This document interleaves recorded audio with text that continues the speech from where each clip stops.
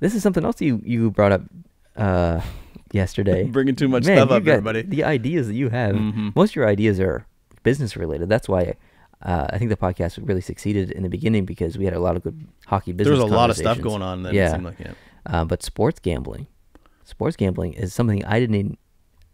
Sports gambling in the NHL specifically is something that I did not know existed, but apparently it does. MGM officially approved for a multi-year legal betting on NHL games. You want to explain that a little bit? I don't know enough about it that I should, but I know enough to kind of fill people in if they don't know. So Monday was the big announcement. We knew it was coming last week. So basically the MGM Resorts, who owns all those casinos and stuff, they have all the sports books. They went into an agreement with NHL. So the NHL is basically selling them the rights to use their logos, their names, but they're also selling them advanced stats that don't exist yet. Yeah. And that's the most interesting part of this to me. So you are going to be bidding on who you think is going to be winning the game before the game, but a lot of this is based on in-game betting when the game is live. So they're going to have like sensors in the puck. They're going to have sensors on the players. You're going to know how fast players are out there for. You're going to know immediately how long their shifts are. You're going to know how tired they are. You're going to know if they're slowing down as the game going on. You're going to know how fast they're shooting the puck.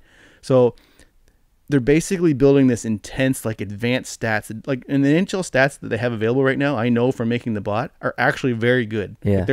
Like you've seen it too. You go on NHL.com, they'll show you where the shots were taken, on what spot. So they have a lot of data already. They're going beyond that with this. So maybe you don't know, but I'll ask you the question: are these bets something that MGM is deciding on themselves? Like during the game, Ovechkin has 5 shots, and will he get 5 more shots? Will he double his shot total? MGM has total control over what the bets are. So a person can't make their own bets. You're not making your own bet. Okay. No. So basically, they're gonna set a line on certain things. Like it'll be, we think this is gonna happen. Like say we think, I don't even know what it would be. Like an example would be, do you think Ovechkin will have 6 shots?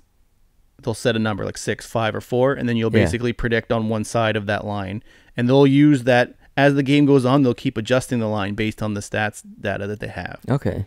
So basically, they do a lot in soccer, like overseas, like in Europe and stuff. There's a lot of in-game betting, so it's basically the same thing. The funny thing about hockey, I find, is hockey is one of the hardest games to predict. Well, there's a lot of puck luck. Like there is, like when you compare like a football game or a basketball game, like the star players of those teams are just playing more. So it's, if you have a strong team versus a weak team, there's a good chance that strong team is going to win. In hockey, you don't know. Anything can happen. Yeah, and baseball is very analytical and statistical. That's why that movie Moneyball was so popular and informative. So it's funny because a lot of people are thinking like, well, it's hard, and I think that's why the advanced stats is coming with it, because they want to try to improve people's chances based on data.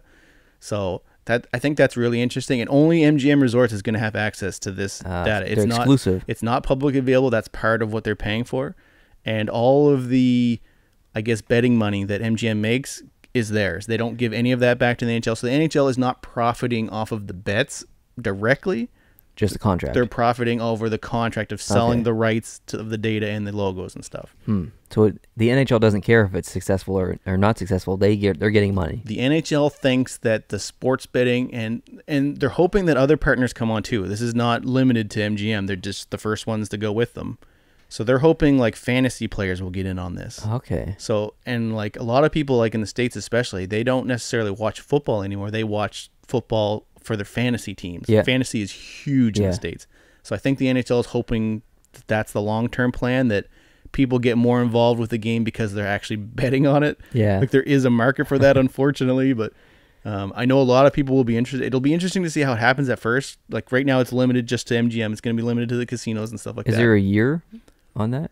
I think for the MGM thing, I think it's 3 or 4 years. So they're the only one who can have it for 3-4 years? Nope, that's just how long their contract lasts. It's not exclusive. So the NHL can make the same contract with other... That's right. Okay. Or different contracts. It's just MGM's the first one to sign on. They're developing the stats, and I think as other companies see what kind of stats come out, and they're saying like the stats don't exist right now. Like, this could be like each team has like, well, not each team, I guess, but like for example, Toronto definitely does. They have an advanced stats department. They have a team of people that have analytics that we don't even know exist. Oh yeah. Because like Kyle Dubas was on one of the shows and he was saying we have a team that look into numbers that people don't know about, and that's their job, and it's proprietary information. That's what he called it, proprietary statistics. Yeah. So basically, the NHL is going to be going into a little bit of that in generic speak, but then they're also going to be adding sensors to all these things. So, like if you're one of these fantasy players and you see what kind of data that MGM has access to, you might say, "Hey, let's get in on this and make some more money." Yeah. And then next thing you know, NHL's got all these deals going on.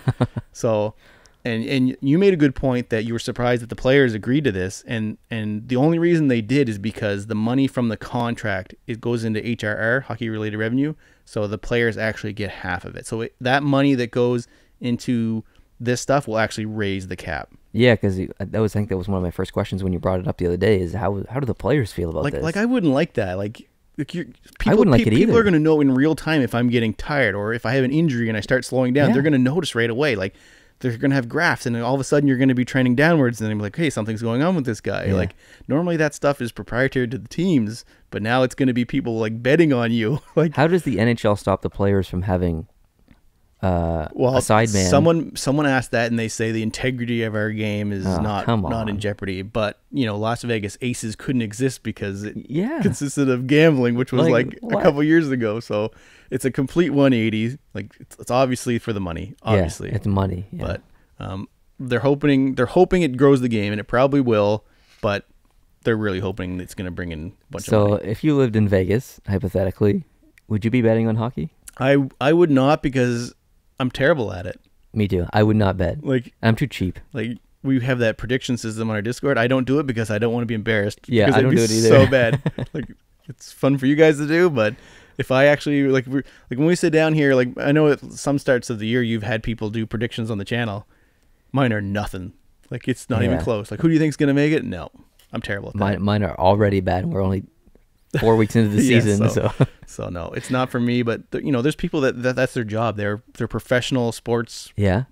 Like that's what they do. They're good at it. Like I was told a story in Vegas how the bookies will set the line like on where they think the over under should be. Yeah. And how they set that line is they have like high rollers, like a special group of people who are so good at it.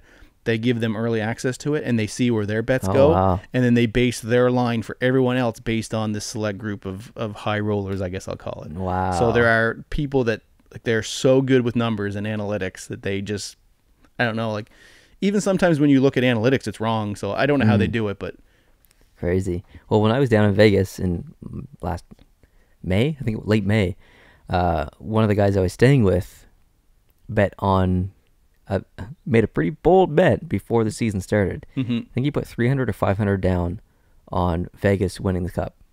And this was when everyone was like, yeah, Vegas ain't even making the playoffs, let alone winning the cup. Yeah. If he had won, the odds would have been so high. It's ridiculous. Mm-hmm. It was ridiculous. He would have made so much stupid money. Mm-hmm. And they almost did it. Like it's crazy. But yeah, I couldn't find myself betting. Maybe when I'm old and have hopefully a lot of money. But I'm young with no money now. Yeah. So.